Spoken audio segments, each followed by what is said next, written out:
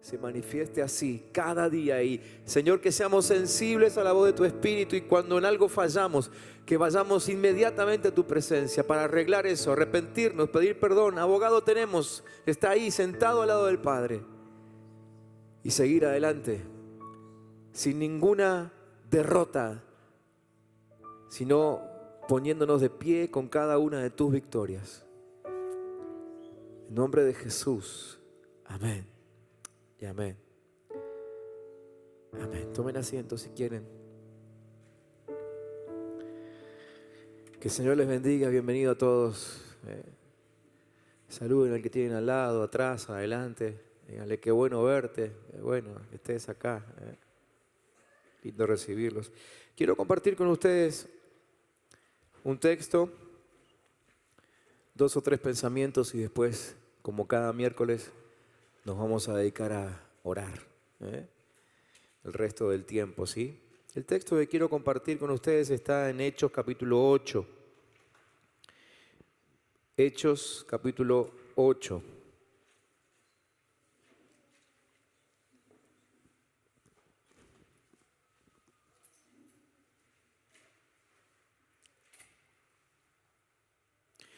Hechos capítulo 8, desde el versículo 4.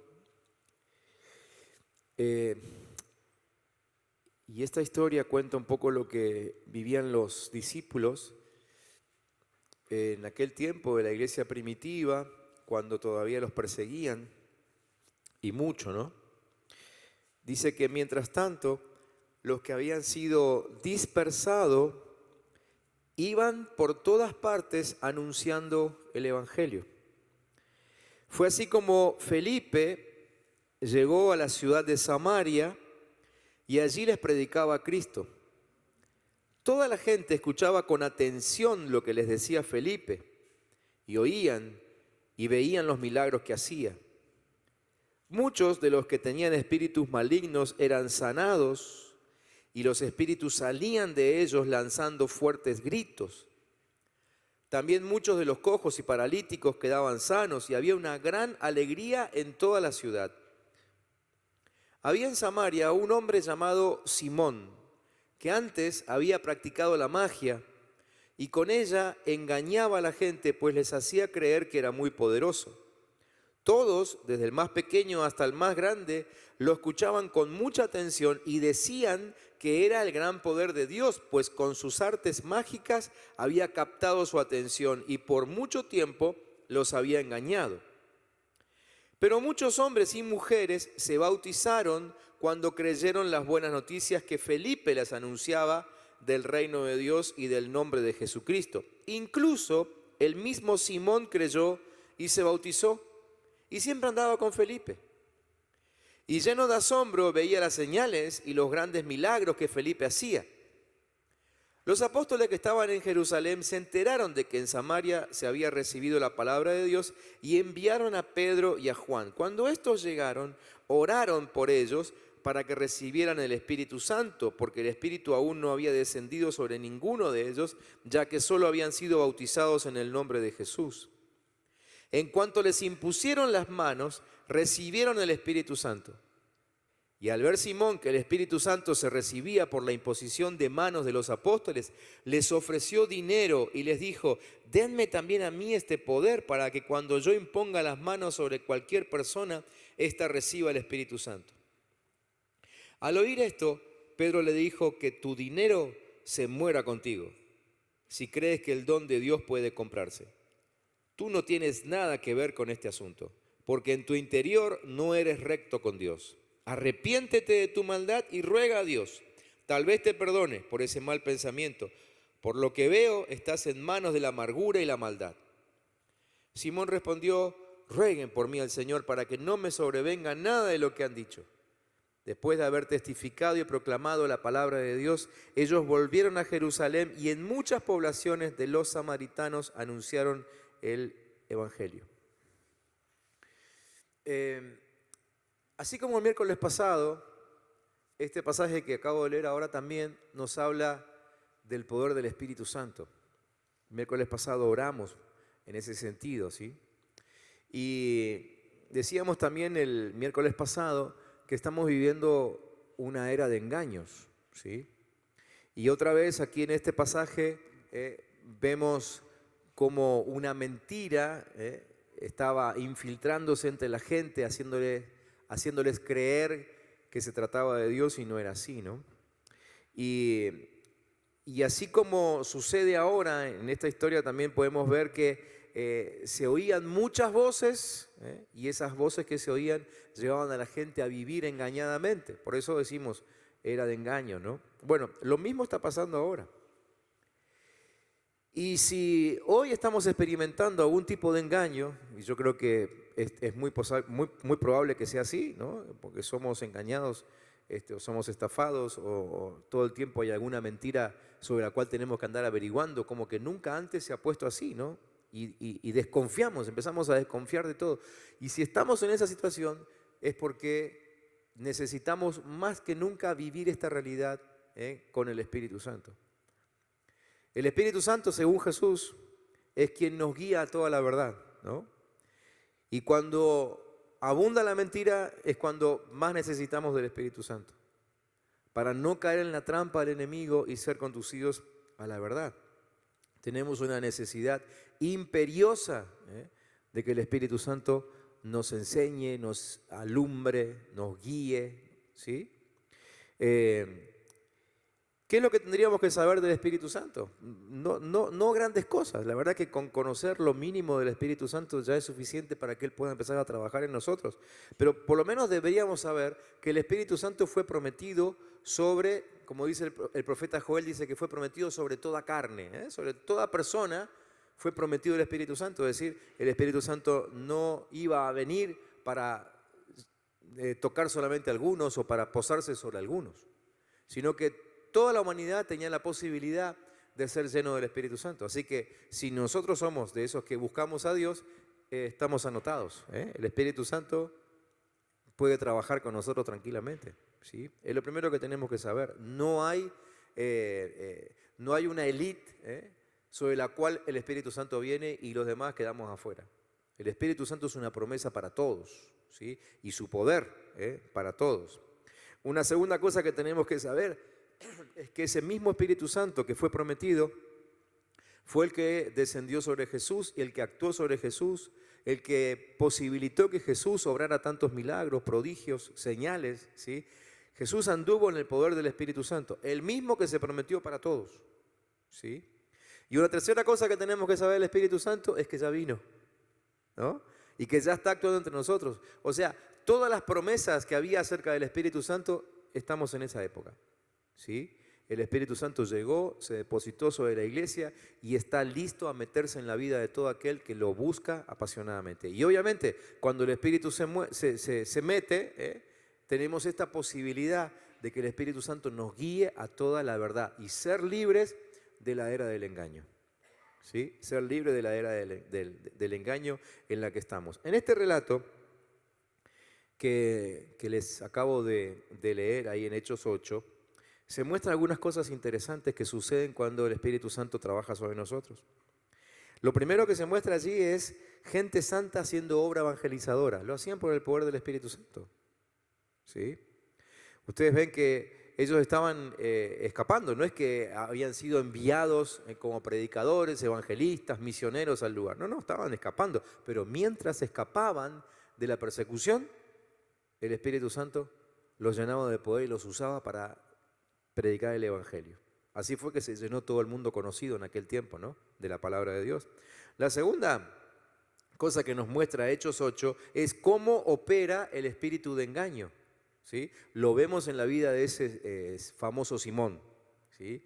Que había sido mago o a lo mejor seguía siendo, ¿no? No sé si se había convertido de veras, ¿sí? Porque su corazón todavía seguía anhelando el poder, pero por fuera de Dios, ¿no? Así que la segunda cosa que revela el texto es cómo opera el espíritu de engaño. Y la tercera cosa importantísima que revela este texto es que el Espíritu Santo manifiesta a los que son engañadores, ¿sí? Fíjense que no pasó desapercibido la artimaña de Simón, ¿sí? Y aquellos que están siendo usados por el Espíritu Santo, aquellos que son llenos del Espíritu Santo, pueden descubrir el engaño y pueden descubrir a aquellos que el engaño utiliza, como en el caso de Simón. ¿Sí? En todo esto es el poder del Espíritu Santo el que se manifiesta. Solamente el poder del Espíritu Santo hace que nosotros seamos multiplicadores. Le dije que ellos estaban predicando por el poder del Espíritu Santo. Solo el poder del Espíritu Santo puede ser una especie de emancipador del reino, porque ellos descubrían el engaño con el poder del Espíritu Santo. Y solamente por el Espíritu Santo podemos ser destructores del engaño. Hoy por hoy es imposible zafar de todos los engaños si no es por el Espíritu Santo. Aquellas personas que no tienen el Espíritu Santo podrán descubrir 1, 2, 3 y jactarse, pero en algún momento el engaño los va a voltear. En cambio, los que están llenos del Espíritu Santo pueden atravesar engaño tras engaño y mantenerse firmes. ¿Por qué? Porque no confían en su sabiduría, no confían en su experiencia, ¿sí? No confían en su fortaleza, confían en la guía del Espíritu Santo que los habita, ¿sí? Por eso es que en este tiempo más que nunca necesitamos ser llenos del Espíritu Santo. Oramos así el miércoles pasado y hoy vamos a volver a orar en ese sentido, ¿sí? La obra de Dios se hace con gente que está llena del Espíritu Santo, y yo creo que todos ustedes quieren que se haga la obra de Dios. Amén. Necesitamos que se haga, ¿no? Necesitamos que la ciudad se llene del Evangelio de Jesucristo, pero se va a llenar cuando haya gente que quiera la unción del Espíritu y que quiera andar bajo la dirección del Espíritu Santo. Fíjense que estos cristianos de los que se habla en Hechos 8 no estaban pasando su mejor época, ¿no? Dice el texto que estaban siendo esparcidos. Yo me detuve un ratito para tratar de imaginarme, no me lo puedo imaginar porque la Biblia no lo relata, pero me imagino, ¿no? Esa gente que tenía su casa, que tenía su terreno, que tenía su empresa, ¿sí? Pero comenzó la persecución y tuvieron que dejarlo todo. Justo anoche hablábamos con la pastora Irma. Ella llegó ayer y bueno, ya nos habíamos enterado que la ciudad donde ella vive, en Paraguay, se estaba incendiando. O sea, los grandes incendios habían llegado hasta prácticamente la entrada de la ciudad y bueno, había toda una serie de casas. Como siempre pasa, las casas más humildes están en la periferia, esas casas ya las había consumido el fuego. Nos pusimos a pensar, ¿no?, en esa gente y el esfuerzo que esa gente había hecho para tener esas casas tan humildes y hoy lo habían perdido todo, ¿sí? Así que tenía fresca esa conversación cuando hoy estaba leyendo esto y apareció esta imagen, ¿no?, de que esta gente no se les quemó la casa, no vino un terremoto, no hubo un maremoto, pero tuvieron que dejar todo. Aquello de quizá que fue fue motivo de grandes esfuerzos en su vida. Tuvieron que dejarlo todo, pero por causa del Evangelio. No estaban pasando su mejor época. Creo que esa crisis, la de ellos, era peor que la nuestra, ¿sí?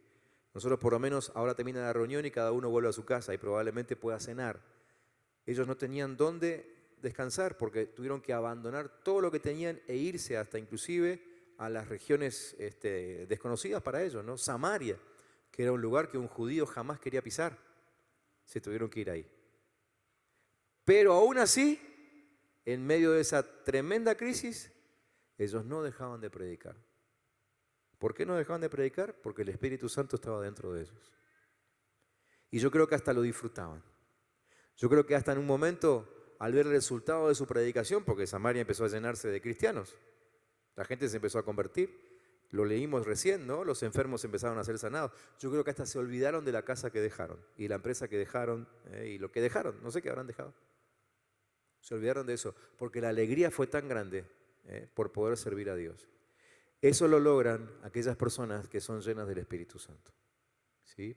Entonces, hoy necesitamos gente así, porque la obra de Dios no se hace con cualquiera, se hace con personas que están llenas del Espíritu Santo, ¿sí? En ese sentido vamos a orar. La obra se hace con personas como Felipe, ¿no? Un personaje al que sí conocemos con nombre y apellido, totalmente consagrado, que iba donde otros no iban, ¿sí? Como por ejemplo Samaria, que no negociaba con el mensaje, ¿sí? No, me imagino, si Felipe era uno de los que salió huyendo, no creo que le sobrara la plata, ¿sí? No existían los cajeros automáticos para poder sacar en Samaria la plata que tenía depositada en Jerusalén.